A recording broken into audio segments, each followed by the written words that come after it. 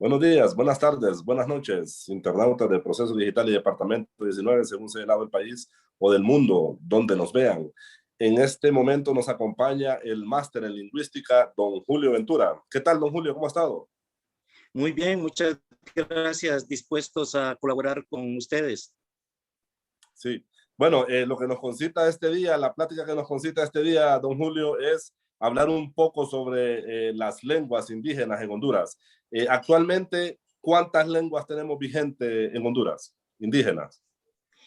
Pues lenguas indígenas tenemos 6. Tenemos el Tahuaca, el Misquito, Garífuna, Pech, Chortí y Garífuna. Y debemos incluir, no es indígena, pero el inglés creol y el español son las lenguas que hablamos en Honduras. Sí, en los últimos años o en las últimas décadas quizás, ¿cuáles lenguas han desaparecido ya? Podemos decir que ya no existen. En los últimos años, la única lengua que dejó de existir es el Enca a principios del siglo pasado, ¿verdad? Esos son los registros y que se encontraron a finales de la década del 80 semihablantes, precisamente don Atanasio Herranz. Sí, ahora, ¿cuál es ese proceso para declarar que una lengua ya no existe? ¿Qué indicios debemos de tener? Una lengua se declara que ya está muerta cuando ya no existe comunicación. La razón de ser de las lenguas es la comunicación. Sí, ahora, de las actuales 6 lenguas que usted me menciona que tenemos en el país, ¿cuáles están en ese proceso que están en un punto crítico que pueden desaparecer de un momento a otro? Lenguas que están en periodo muy crítico, el Tahuaca, el Pech y el Tol. Son lenguas críticas.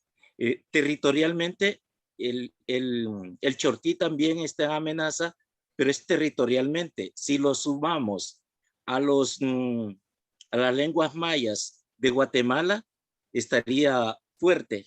Pero si lo segmentamos como territorio, como lenguas de Honduras, está muy débil. Si hablamos que en Honduras hay un estimado de 9.5 millones de habitantes, ¿qué universo de esta población habla estas lenguas indígenas? Un porcentaje muy bajo. Estamos hablando más o menos del 3% de la población hondureña se comunica con lenguas indígenas y tenemos, yo creo que tal vez un 1%, menos de 1% de personas monolingües que solo hablan la lengua indígena.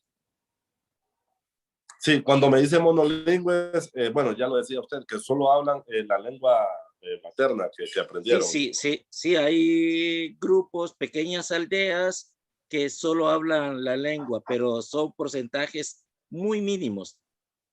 Sí. Ahora, usted como experto en lingüística, ¿qué valoración hace sobre esta apatía por parte de las autoridades en cuanto a preservar estas lenguas garífunas? Digo, el trabajo que se debe de hacer para preservarlas. Primero es porque no se ven como una riqueza cultural. Los pueblos deben de valorar toda su riqueza cultural para construir una identidad. Entonces, solamente se ve al indígena, y eso es desde el siglo XVI y desde mucho antes, como una fuerza para obtener recursos naturales y no naturales para recuperar economías, pero no se ha visto la dignidad de las personas indígenas. Me decía Atanasio Herranzoy en la plática que tuve con él que incluso para enfrentar este tipo de pandemias como el COVID-19, que era hasta ahora desconocida para la humanidad, el que varias lenguas hayan fallecido prácticamente le resta esa capacidad que tenían algunos pueblos para enfrentar este tipo de epidemias o pandemias mundiales. Sí, los indígenas hondureños no es la primera epidemia que soportan. Desde el siglo XVI, en el momento de contacto con los españoles, se vieron en contacto también con virus.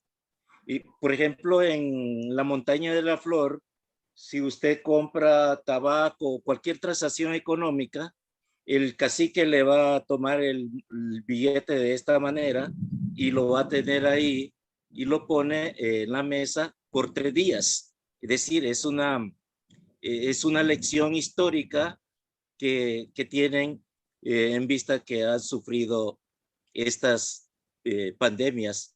Entonces, la historia indígena de Honduras inicia en el siglo XVI, en el momento de contacto. Sí, en ese momento ya se hablaban algunas lenguas como el chorotega en Choluteca, ¿verdad? El matagalpa en Valle, el Paraíso, el lenca en Honduras y en El Salvador, el cacaopera en El Salvador, y así. Entonces, el momento de contacto nos, nos hace otro mapa lingüístico, pero los náhuatl que ya tenían un imperio, también ya tenían su mapa lingüístico, y el mapa lingüístico de los náhuatl o del imperio mexica es lo que conocemos hoy como Mesoamérica. Sí. Ahora, en Centroamérica, maestro Julio Ventura, ¿qué países preservan más lenguas y cuáles están en ese proceso de desaparecer algunas? El país que tiene más lenguas es Guatemala, con el gran tronco lingüístico de la lengua maya, ¿verdad? Y igualmente, pero bien sabemos que Guatemala fue Capitanía General y esa estructura administrativo-política se conserva hoy en día.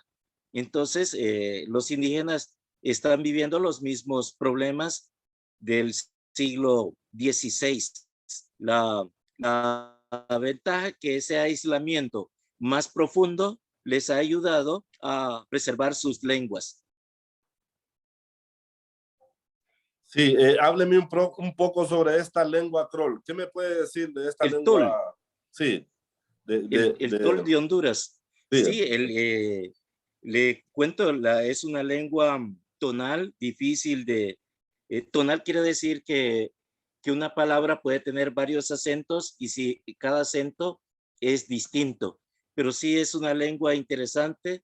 Nos cuesta clasificarla, de dónde viene. Algunas dicen que son lenguas jocanas, otros que vienen del sur de América.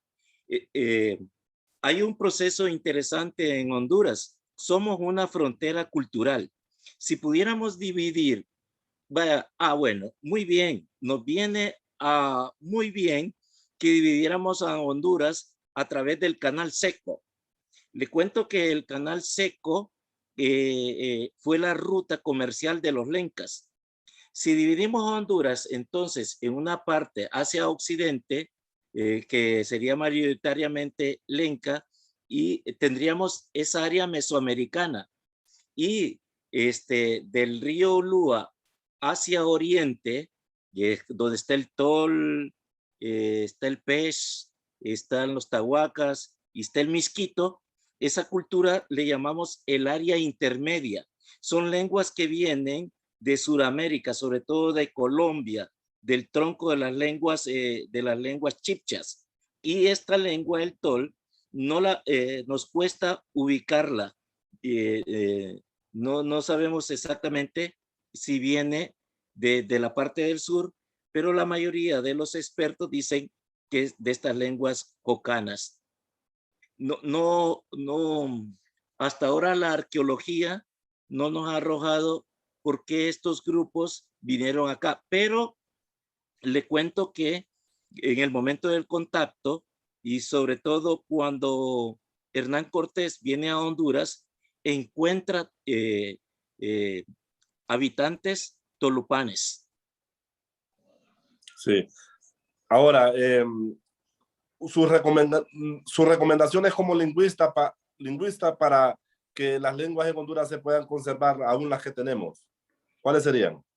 Una de, una de las ideas es darle vitalidad a este programa nacional de las lenguas indígenas, que se llama PRONEA.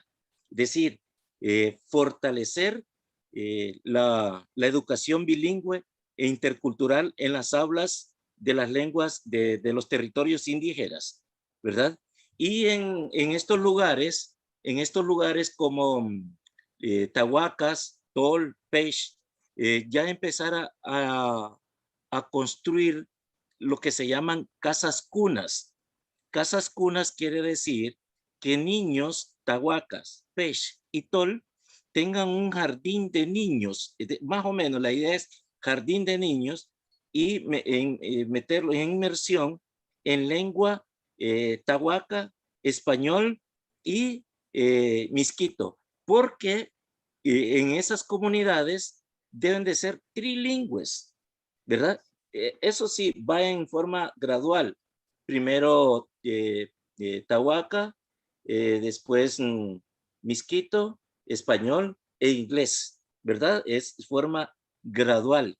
Y se llaman casas cunas para recuperar esa,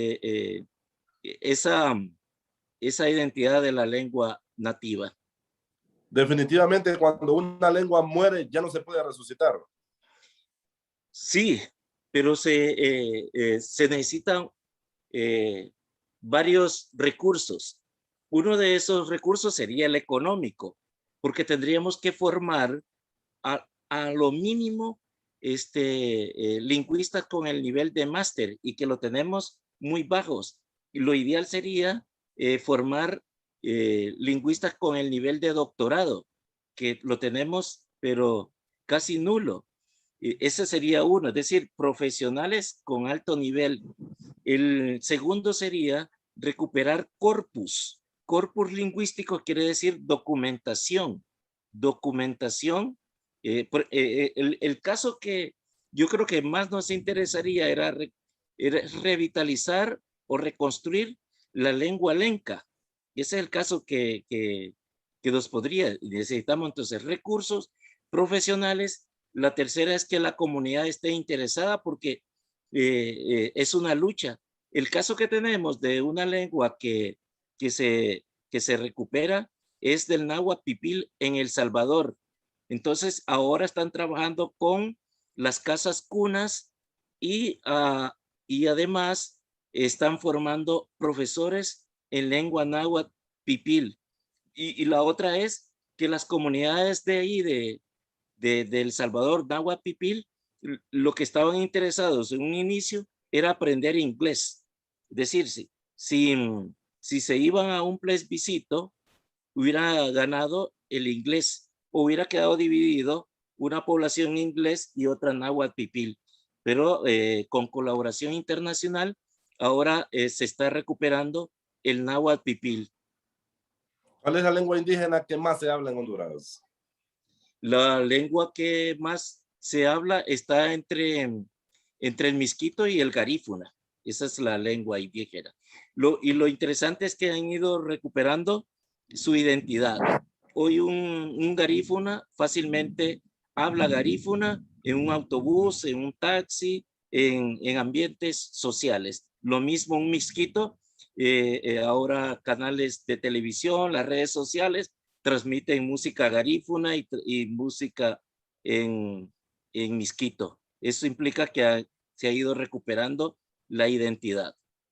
¿Le parece que una buena medida sería eh, poner, digamos, como segunda lengua en Honduras una de estas lenguas indígenas para que todo el mundo esté obligado a hacerlo, como sucede en Paraguay con el guaraní, por ejemplo, y el español? Sí, sí, es muy interesante crear la cátedra de lengua nativa. Y como ahora la educación va a quedar de esta forma virtual, deberíamos de armar todos los cursos, el curso de Misquito, el curso de Tahuaca, es decir, desde la Universidad Nacional Autónoma de Honduras, incluso también puede colaborar la Universidad Pedagógica, ya crear estos cursos virtuales de lenguas indígenas o crear la cátedra virtual de lengua indígena. Sí. Sus valoraciones finales, maestro Julio Ventura, sobre este tema que a poca gente le apasiona, pero que realmente hay un mundo por descubrir, que es la lengua, la lengua, en este caso indígena, que nosotros tenemos. ¿Cuáles son sus valoraciones finales y sus aportes en este momento? Y que tenemos que apoyar a estas comunidades, y no solamente en el sentido que decirles no pierdan su lengua, sino es todo un proceso educativo, cultural, ¿verdad? Porque estas comunidades con sus limitaciones económicas, entonces se ven obligadas a vender sus tierras, a vender su agua, ¿verdad? La pobreza los hace vulnerables a vender sus recursos, pero yo sé que hay muchos indígenas que tienen su dignidad, y la población a colaborar a que estas personas tengan su dignidad. Entonces, apoyar, crear proyectos de educación bilingüe e intercultural. Otro de los consejos es, cuando usted encuentre un indígena y le diga, hey, vos, ¿qué hora es? O ¿qué hora tenés? El vos de ellos es la traducción más próxima a su forma de tratamiento. No es el vos de nosotros, es su voz inclusivo, no es nuestro voz despectivo, es su voz inclusivo, ¿verdad? Muchas personas se molestan cuando en alguna parte les dice un indígena, ¿qué hora tenés? Entonces, para que tengamos esos momentos de comprensión lingüística.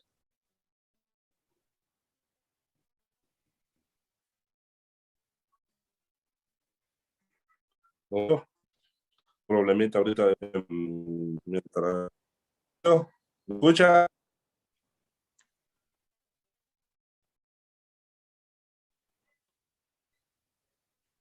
Sí, me decía... No, no escucho bien.